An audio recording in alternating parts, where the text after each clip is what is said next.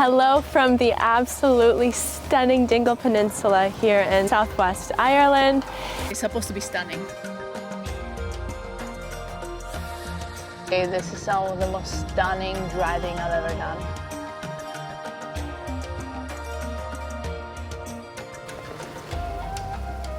Oh, this is sizzling. And we can't wait to take you with us.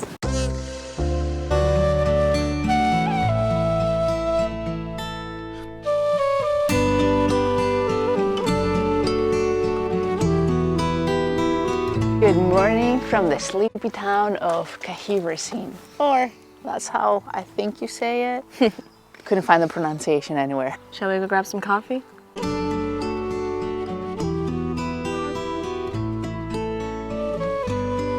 We're located right at rolling green hills and the sheep right next to us. Another place that we came too dark to see its true beauty.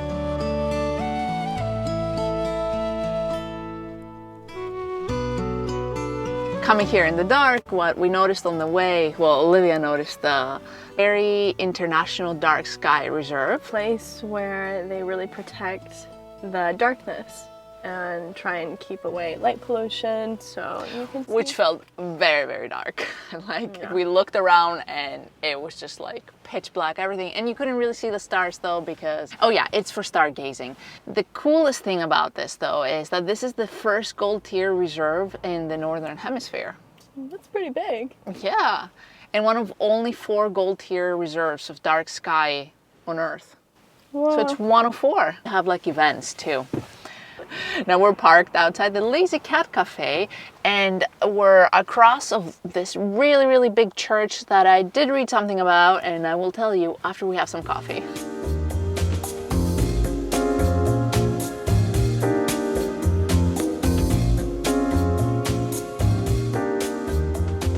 Not a bad view from where we're sitting.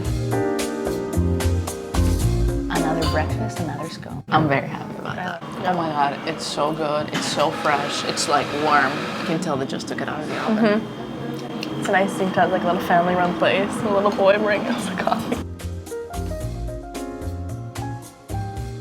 Back to what I wanted to tell you about the church now that we had our caffeine fix. This is the only church in Ireland that is actually named after a common person. First of all, he was born in this beautiful town, but he was also the one to secure the final installment of the Catholic emancipation here in Ireland. So they decided to name the church after him. And it's a pretty impressive church. Like for such a small town, it's really beautiful.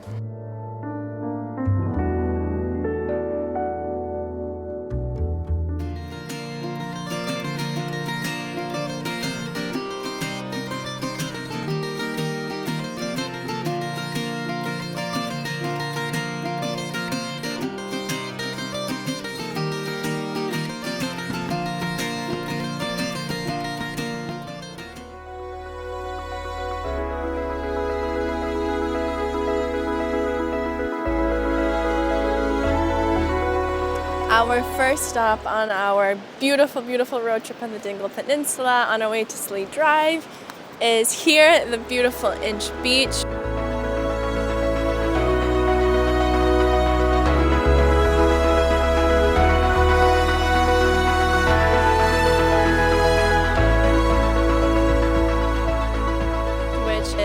Blue flag beach, actually. I can see why.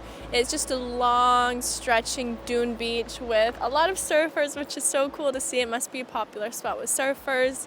It's beautiful. Everything's so beautiful so far. Now we are going to get back on the road and head towards Slea Head Drive and Dunquin Pier. Stick around for the pier because it's beautiful. I don't think it's gonna be like Mizzen Head on our last episode, but it's supposed to be stunning.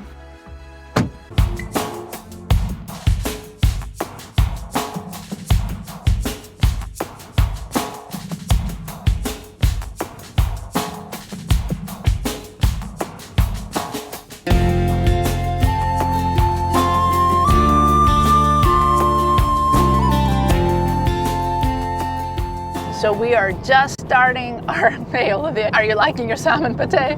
Made a quick stop at the town of Dingle and we'll grab a little bit of a snacks to keep us before we come back for lunch here. For more seafood.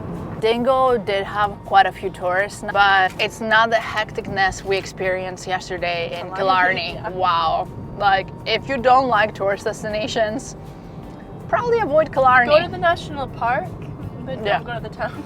I mean, the town, nice, yeah, the town but if was you- cool, but I wouldn't want to stay there more than one night because it does seem quite a bit overwhelming. And if it's like this in late October, I cannot imagine what it's like in the summer.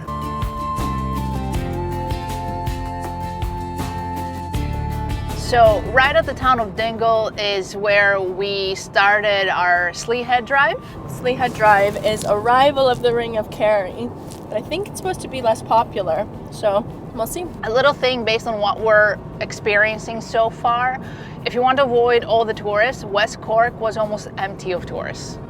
And it's beautiful. And it felt more authentic, less catering, Untouched. yeah, more untouched, less catering to tourists.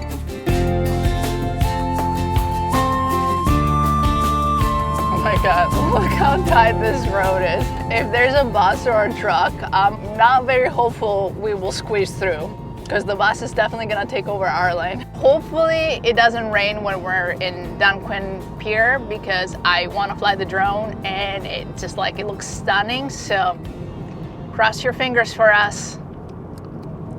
That's nice. How much was that? 3 something. That's a pretty good size and price, I'd say.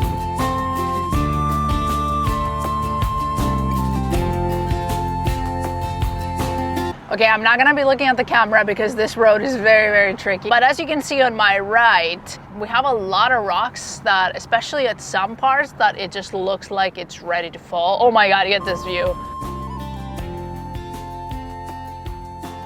So it feels like it's probably a bit more dangerous than the Ring of Kerry, and maybe that's why it's not that popular, because like a lot of tourists wouldn't be feeling comfortable doing this drive unless you have experience with these roads, because that was really tight. And then you get a road like this, like 9 Sopron Road.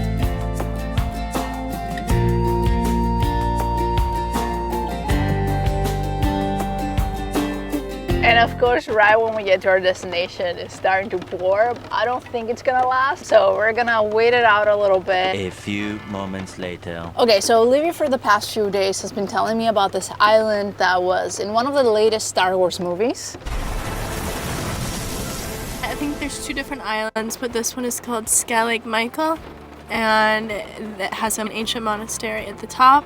It's like right on our eye view right now. That's it.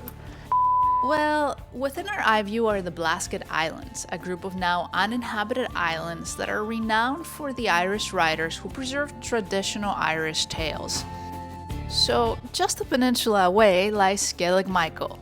But since we started talking about it, You have to climb to go all the way to the top of the monastery, and if you have seen I don't remember which movie it was, but if you've seen the scene where they find Luke Skywalker, it's like at the point where they find him, because it's a pointed island. All right. see you when it stops raining.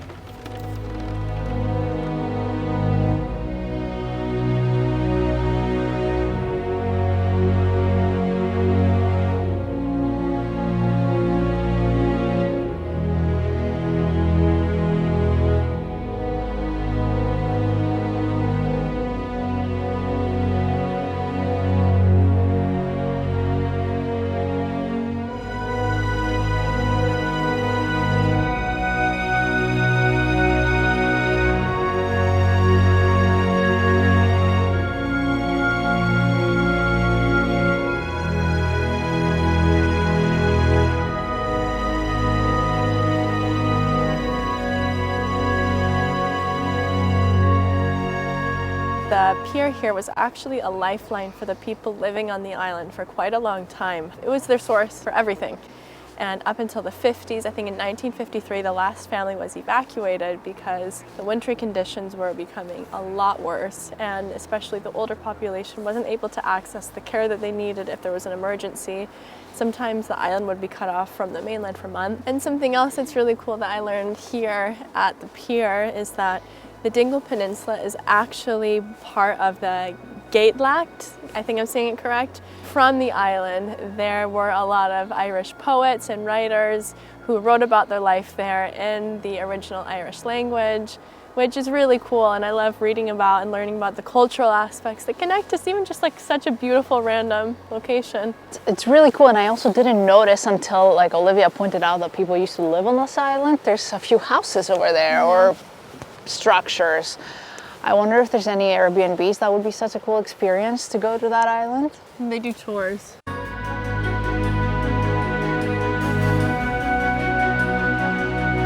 Usually when you have such a cloudy day, like the colors of the water don't look that good. On a really cloudy moment, just like now, and it looks turquoise. I can imagine what it looks like when it's sunny. Stunning. What is this? Is this real life? I know, stunning. What? Oh, there's actually like a structure up here. That's where the boats come. I thought the boat was the little boat we were seeing like over there, and I was like, I would not want to go with that little one.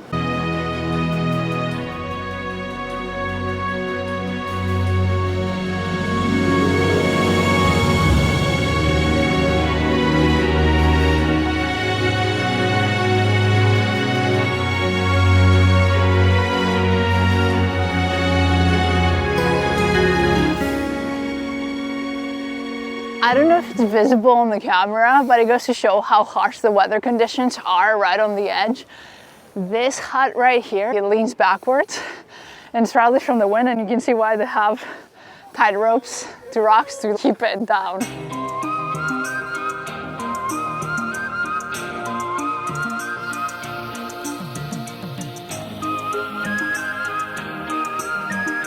Now that Olivia mentioned Gaelic being the main language in this region, we're noticing that in this town past the pier, they only have Gaelic. The official signs that are for tourism are in English, but the local street signs like only in Gaelic.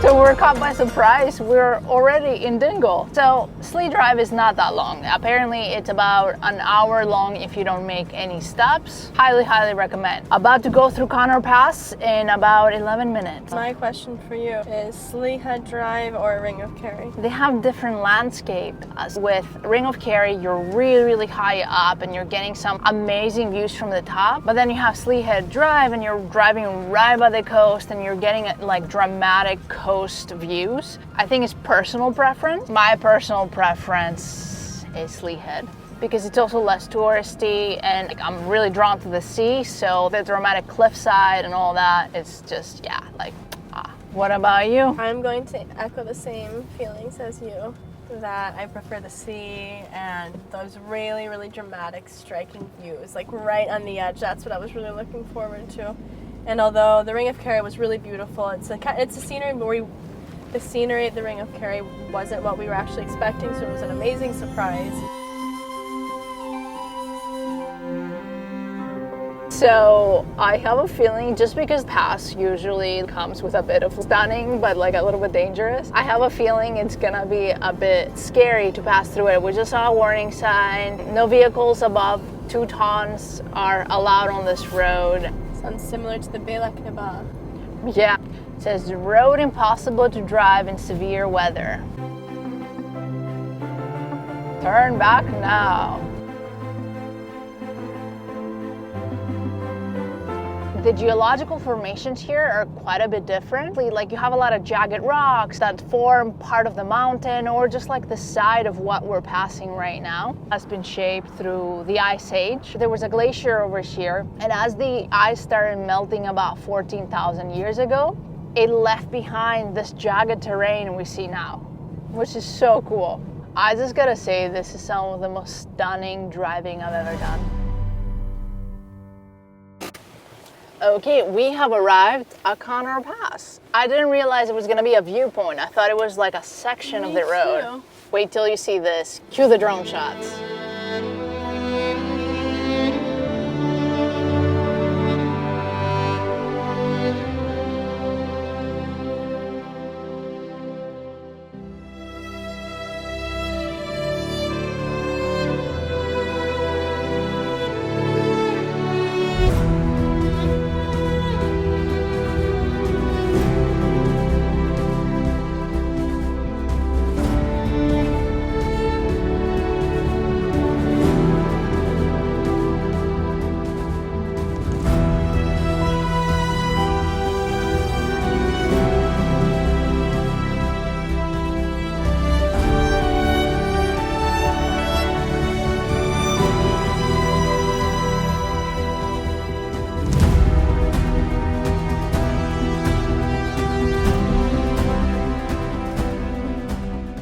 So there's actually quite a few hikes you can do here, which we don't have the time for right now, but they look stunning and highly, highly recommend it.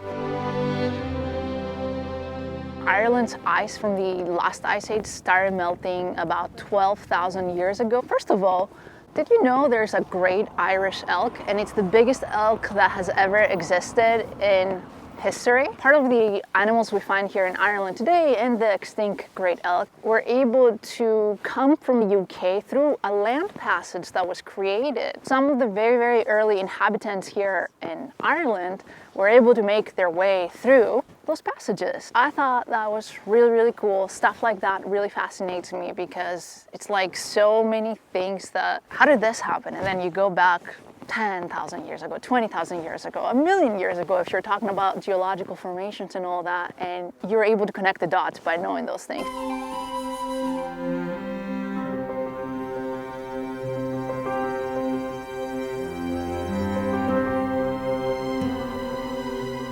We're gonna eat some seafood at O'Neill's Point, right by the sea. Olivia told me about this place and I thought it was gonna be in the town where we're staying, but it's actually just like a few minutes down. This is such a nice surprise because we had looked at Airbnbs at that island and it's connected by a bridge or ferry. And I saw that over there and I thought it was a bridge. It's just a ferry. The restaurant looks really busy, so fingers crossed we can get seafood because it sells out.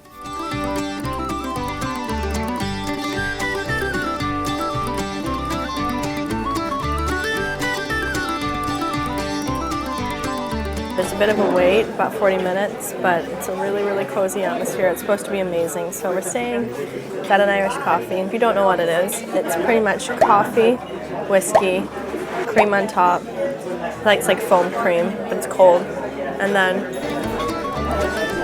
the taste of like the sweet whiskey coffee coming through with the cream. It's amazing. And I got some local whiskey and it's actually delicious. I'm pretty picky with whiskey and it's really, really good. Cheers. We ordered the prawn cocktail. It's all fresh seafood here from the area with Marie rose sauce. So it's like a cocktail sauce, like mayo, ketchup. It's a lot of sauce. Exactly how I like it. It's exactly what you'd think. It's very tasty. I'm so hungry. Very happy. I never thought I'd be in Ireland and feel nostalgic about California. There's so many things from all around the world, but I've seen quite a few California, Los Angeles stuff. We got the salmon with boiled potatoes, side salad, more Marie rose sauce, which I'm very happy about because I really like it. And the salmon looks so good. I think all the seafood here is fresh. So pretty much when they run out, that's it. I'm gonna try it without the sauce first. You can tell it's really good quality. I love that crispiness. Very happy about this meal. Wow, this is sizzling. And I got the prawns pill. Basically, it's olive oil, garlic, and chili flakes. But it is sizzling right now, so I'm gonna go for the potatoes with cheese. Oh, the shrimp cocktail we had was really, really good. These are prawns, so they're a bit bigger. It smells amazing. They're perfectly cooked. What an amazing meal. I don't think I've had such a fresh shrimp in a very, very long time or ever. I don't know if we've ever been in a position where we have like freshly cut shrimp like this. Amazing. Just kind of like almost melts in your mouth. Now we're gonna go sleep because we're really, really tired.